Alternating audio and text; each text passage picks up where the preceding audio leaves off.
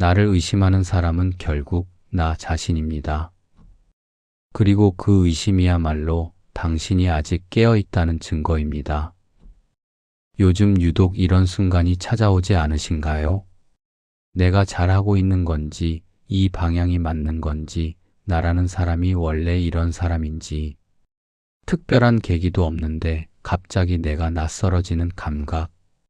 우리는 그것을 의심이라 부르고 빨리 없애야 할 무언가처럼 여깁니다. 흔들리는 것이 부끄럽고 모르는 것이 두렵습니다. 하지만 오늘은 그 의심을 다른 방향에서 바라보려 합니다. 의심은 어쩌면 우리를 무너뜨리는 것이 아니라 우리를 가장 정직하게 만나게 해주는 통로일지도 모릅니다. 의심하는 나는 확실히 존재한다. 이 문장은 17세기의 한 철학자가 오랜 사유 끝에 도달한 결론입니다. 데카르트는 어느 날 자신이 믿어온 모든 것을 의심하기로 결심했습니다. 감각도, 기억도, 지식도, 꿈과 현실을 구분할 수 없다면 지금 내가 보고 듣는 것도 확실하지 않다고 보았습니다. 그는 단 하나의 확실한 것이 남을 때까지 모든 것을 무너뜨렸습니다. 그리고 마침내 발견했습니다. 의심하는 그 순간, 의심하는 나만큼은 반드시 존재한다는 것을. 그것이 그 유명한 말의 출발점입니다. 생각한다, 고로 나는 존재한다. 하지만 그 이전에 먼저 있었던 것은 의심이었습니다. 그는 의심을 통해 자신을 발견했습니다. 우리도 마찬가지입니다. 나를 의심할 때 우리는 존재감이 흔들린다고 느낍니다. 내가 어떤 사람인지 모르겠다고, 내 감정이 맞는지 모르겠다고, 나를 잃어가는 것 같다고. 하지만 그 의심 속에 이미 당신이 있습니다.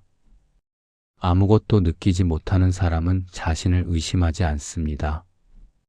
의심한다는 것은 아직 감각이 살아있다는 뜻입니다. 우리가 자신을 의심하게 되는 건 언제일까요? 오래 기다린 것이 끝내 이루어지지 않았을 때, 열심히 했는데도 아무것도 달라지지 않은 것 같을 때, 누군가가 내 마음과 다르게 반응했을 때, 그 순간 우리는 자신을 향해 묻습니다. 내가 잘못된 건 아닐까? 내가 부족한 건 아닐까? 그 질문은 우리를 작게 만드는 것처럼 보이지만 사실은 다릅니다. 그 질문은 우리가 아직 스스로를 포기하지 않았다는 뜻입니다. 포기한 사람은 묻지 않습니다. 의심하는 사람은 아직 찾고 있는 사람입니다.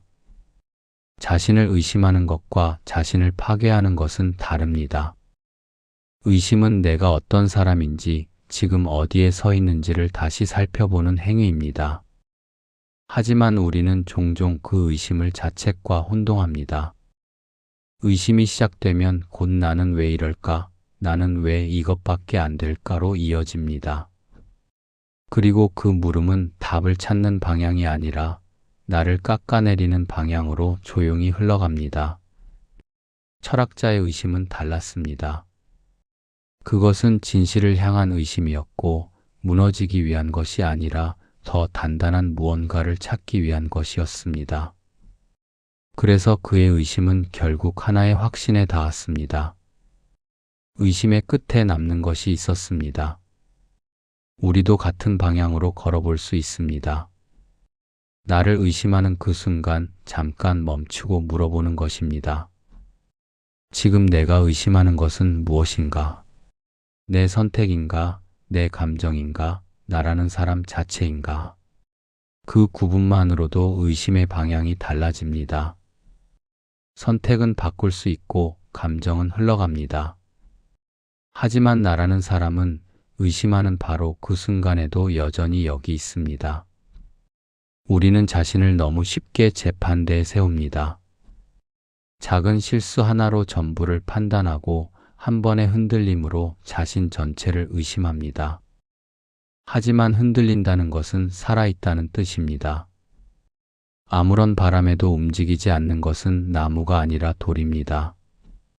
자신을 의심하는 순간은 자신을 가장 진지하게 대하는 순간이기도 합니다. 우리는 중요하지 않은 것은 의심하지 않습니다. 그 의심의 무게만큼 자신을 소중히 여기고 있다는 것이 담겨 있습니다.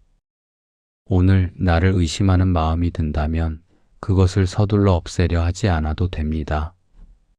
잠깐 그 자리에 앉아서 그 의심이 어디에서 왔는지, 무엇을 향하고 있는지를 조용히 들여다보세요. 의심은 때때로 우리가 외면해온 어떤 진실을 가만히 가리키고 있을 때가 있습니다. 의심 속에서 사라지는 것이 아닙니다. 의심의 끝에 남는 것이 진짜 나입니다. 오늘도 철학합니다.